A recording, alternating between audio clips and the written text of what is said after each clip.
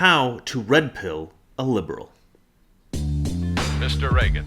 So I made a compilation video a while back of red pill stories. Red pill videos created by people on YouTube who wanted to tell their story about how they went from the left to the right, or how they went from this sort of delusional ideology to seeing things clearly and accurately. I had to go through a lot of these videos in order to compile this and watch through all of them. It was a really satisfying experience. It was sort of like watching The Biggest Loser when they have makeover week and they're looking in the mirror. I'm pretty. People might date me now. It's quite... It chokes you up, gets you a little teary-eyed. Seriously though, it's really a profound experience, I think, and to experience that vicariously through these YouTubers is really a phenomenal experience. It's really cool. It's really cool. But in watching these videos, I did see a few patterns emerge, ways in which people become red-pilled. One thing is the humanizing the right. A lot of leftists just think of people on the right as pure evil. I made another video called Do You Know a Republican? And I think that that's a kind of an important thing. If you're trying to red pill somebody and you can remind them that they in fact know conservatives and those conservatives aren't evil, their grandparents, parents, uncle, aunt, good friends, colleagues, if they realize, oh yeah, there are conservatives that I know that are good, if you can convince them to extrapolate that into the general population and say, look, I know you think that conservatives are pure evil, but the conservatives you know aren't. I'm a conservative and I'm not evil. If you can convince them to stereotype conservatives in terms of being like the people they know, then I think that humanizing factor will open their mind up to listening to conservative ideas. So some of these people who were red-pilled simply realized that conservatives are human beings and they're not evil.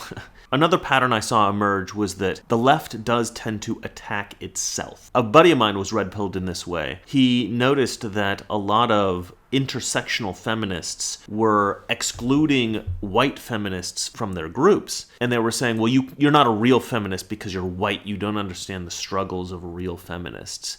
And he being a gay Mexican guy, thought, this isn't appropriate. Like, white women started the feminist movement. Why are they now being excluded because they're white? He's like, this is racist. And he recognized that this was a cruel attack on people who agreed with each other. It was really weird. This red-pilled him, and I've seen other people red-pilled for the same reason. Another pattern I saw emerge was when people start businesses. If you start a business, you have to think practically. You can't think ideologically. You can't think in some kind of romantic, idealistic way. You have to think practically. What is real, and how do I work within the parameters of reality to make money? People actually have to think about what's true and what's nonsense. That red pills a lot of people. But I think that the most common reason I saw people being red pilled is because they finally started to see the hypocrisy on the left. One girl on YouTube, a teenager, she had a problem with conservatives telling her to dress more modestly. And she related to feminists who essentially said, I should be able to wear whatever I want. She then noticed a huge hypocrisy that they would then defend Muslims who would insist that women in their society had to dress completely covered. And she thought, okay, why are you attacking Christians for forcing women to cover up, but you're defending Muslims who are even more conservative than the Christians? This hypocrisy finally red-pilled her.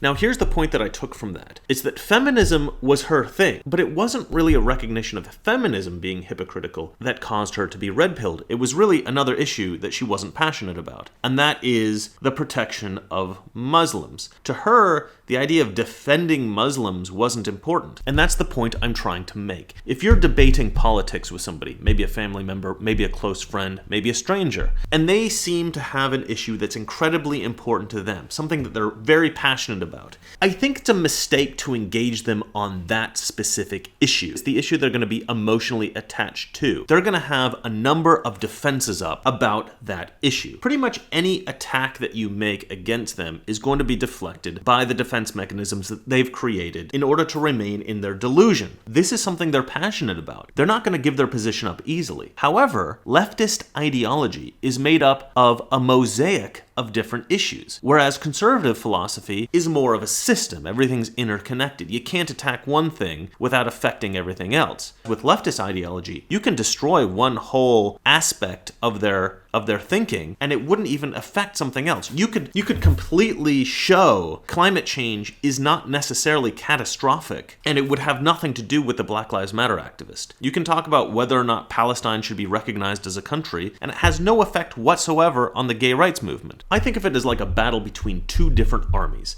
In 1746, I looked it up, there was a battle called the Battle of Culloden. These were Scottish troops against English troops. The Scottish troops were fearsome warriors. They had something called the Highland Charge that was extremely effective and terrifying. This was in the early days of muskets, and these muskets took a long time to load and fire. So the Scottish took advantage of this problem with the technology. They would charge into battle ferociously, get close enough to take one decent shot, get down on a knee with their shield in their left hand, and they would fire their pistols, throw the pistols aside, pull out a sword, would rush in, get close enough to the English where the English couldn't get off another shot in time. The opposing army, the English, had bayonets, right, at the end of their muskets. And so the English would try to stab at the approaching Scottish warriors. But the Scottish would take their shields and they would push the bayonets aside with their left arm, with their shield, and then they would raise their sword and they would just slaughter the English. And this was incredibly effective, right? This ferocity is a lot like the ferocity that comes from an emotional response to a political issue. My grandfather was Scottish, so I hate to parallel progressive passion with Scottish ferocity. But here's what happened in the Battle of Culloden. The English figured out when the Scottish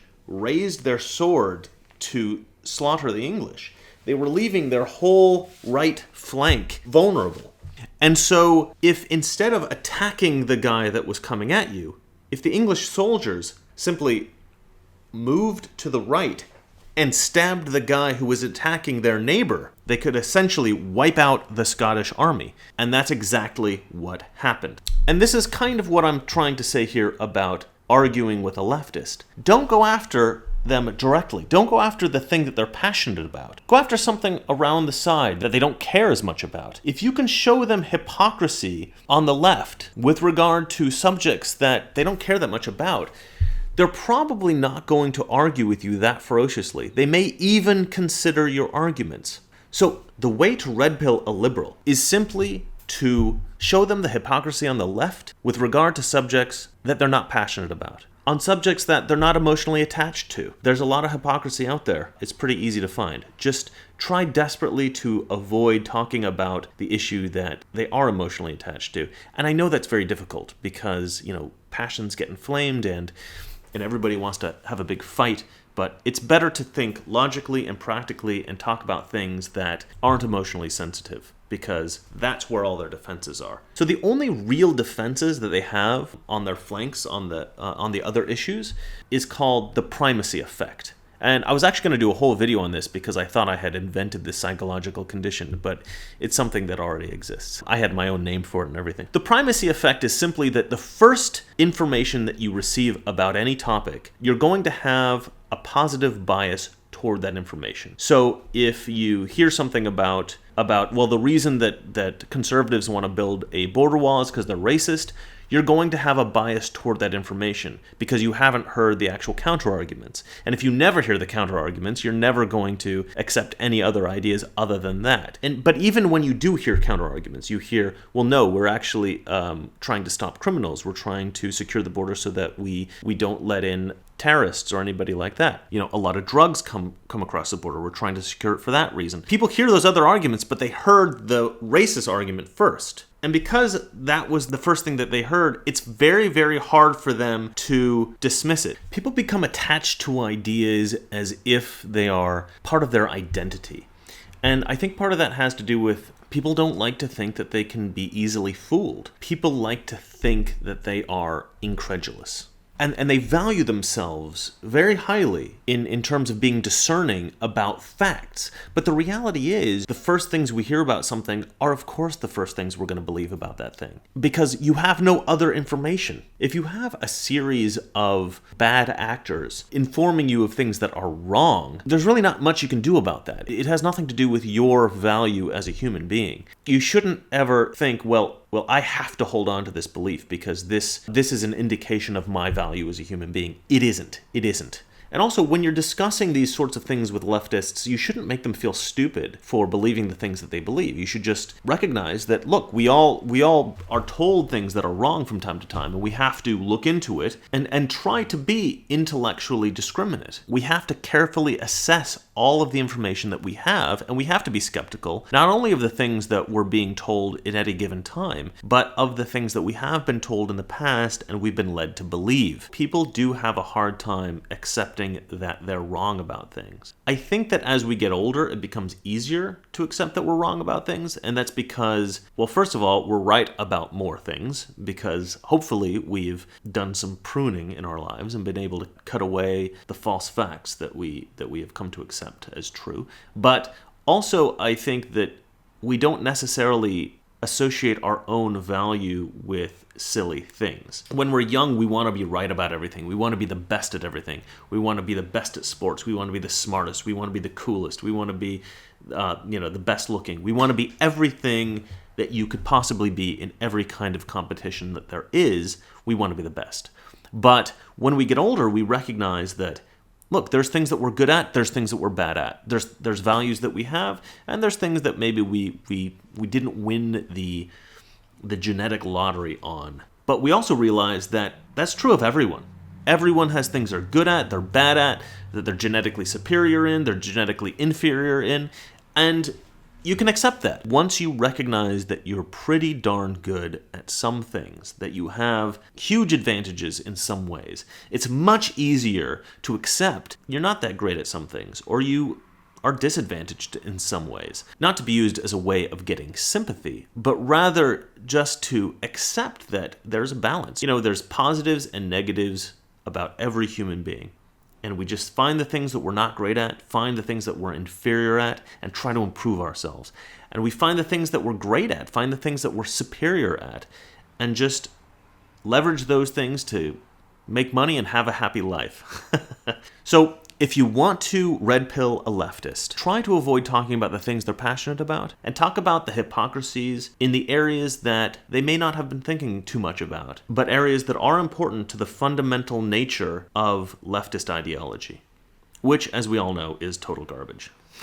Alright, well that's it from me. If you like this video, hit the like button. If you want to see more videos like it, please subscribe. And if you hate me, change my mind. Change my mind. You are more than welcome to try to boo pill me. I don't think it's going to happen, but you never know. Good night. The trouble with our liberal friends is not that they're ignorant. It's just that they know so much that isn't so. Now,